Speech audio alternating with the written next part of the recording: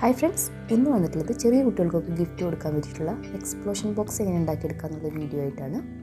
അപ്പോൾ നമ്മൾ ചെറിയ കുട്ടികൾക്കൊക്കെ കൊടുക്കുമ്പം അവർക്ക് ചെറിയൊരു ബോക്സ് മതിയല്ലോ. അപ്പോൾ അതുകൊണ്ട് തന്നെ നമ്മൾ ചെറിയൊരു ബോക്സാണ് ഇവിടെ ചെയ്തിട്ടുള്ളത്. പിന്നെ നമ്മളിതിൽ കുറച്ച് സ്വീറ്റ്സൊക്കെ ആഡ് ചെയ്തിട്ടുണ്ട്. അപ്പോൾ കുറച്ച് സ്വീറ്റ്സ് തന്നെ ഉള്ളൂ ആഡ് ചെയ്തിട്ടുള്ളത്.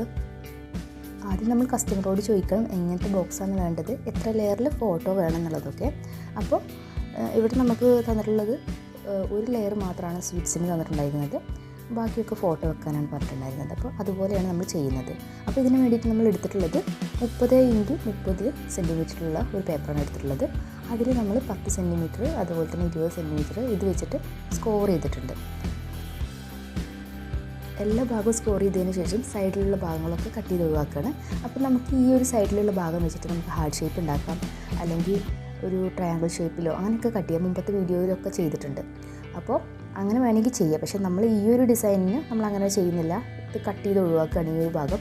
നിങ്ങൾക്ക് വേണമെങ്കിൽ ചെയ്യുക എന്നുള്ളതാണ് ഉദ്ദേശിച്ചത് കേട്ടോ. അപ്പോൾ വേണമെങ്കിൽ അവിടെ ഹാർട്ട് ഷേപ്പൊക്കെ കൊടുക്കാം.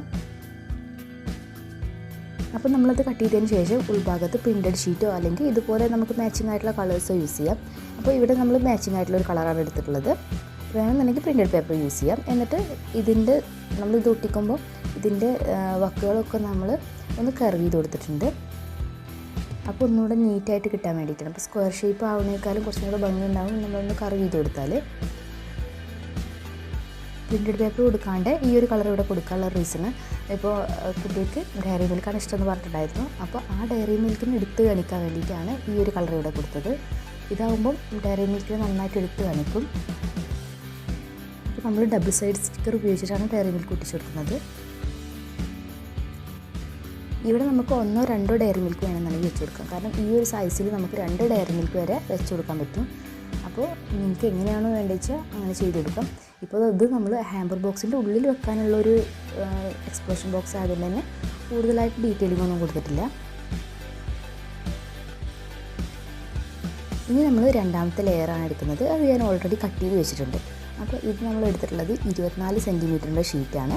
അതിൽ 8-16 സെൻറ്റിമീറ്ററിൽ വെച്ചിട്ട് നമ്മൾ സ്കോർ ചെയ്തിട്ടുണ്ട്. അപ്പോൾ ഞാനിവിടെ മുകളിൽ സ്കോർ ചെയ്ത് അതൊക്കെ എഴുതി വെച്ചിട്ടുണ്ട്. അപ്പോൾ അതൊന്ന് പേപ്പറിലേക്ക് എഴുതിയെടുക്കുക, എന്നിട്ട് ഉണ്ടാക്കാൻ തുടങ്ങുക. ഈ ഒരു ലെയറിൽ നമ്മൾ ഫോട്ടോസ് മാത്രമാണ് വെച്ച് കൊടുക്കുന്നത്.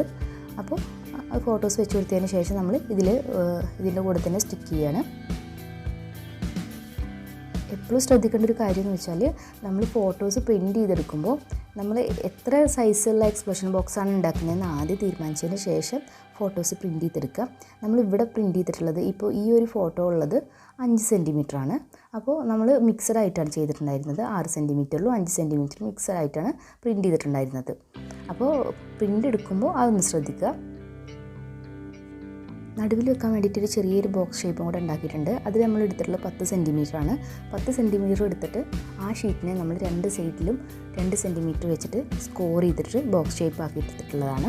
അപ്പോൾ അത് ഞാൻ അടപ്പിനൊക്കെ നമ്മൾ ഈ എക്സ്പ്ലോഷൻ ബോക്സിൻ്റെ അടപ്പിനൊക്കെ നമ്മൾ ചെയ്യില്ലേ, അതുപോലെ തന്നെ ചെയ്തിട്ടുള്ളത്. അപ്പോൾ അത് ഇവിടെ കാണിക്കുന്നുണ്ട്.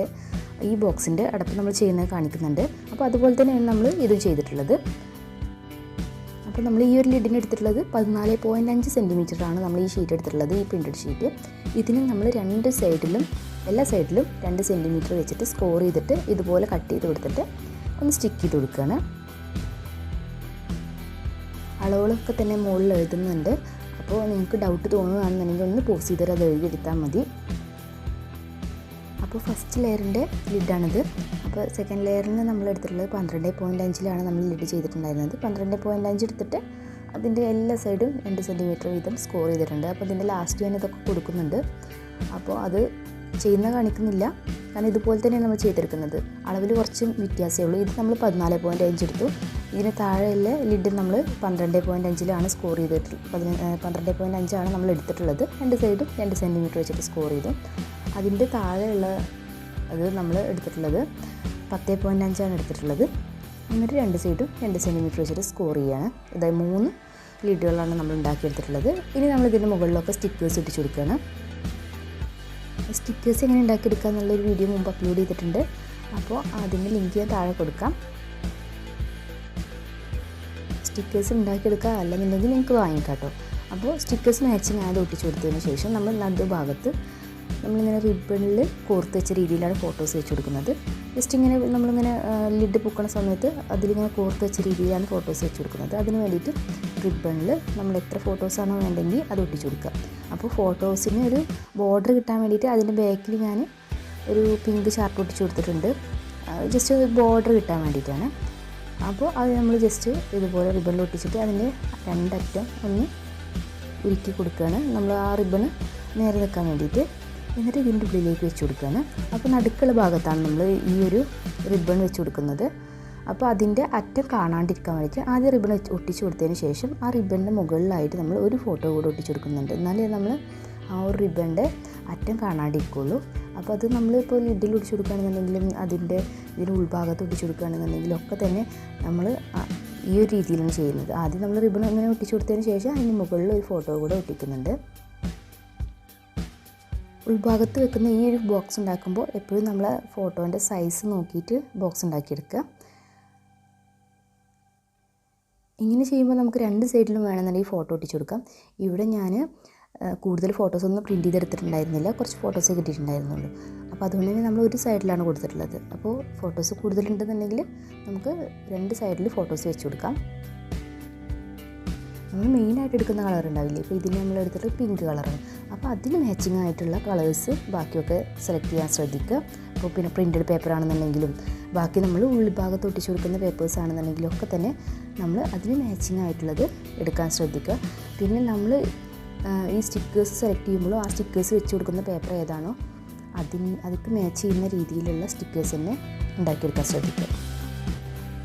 Thank you.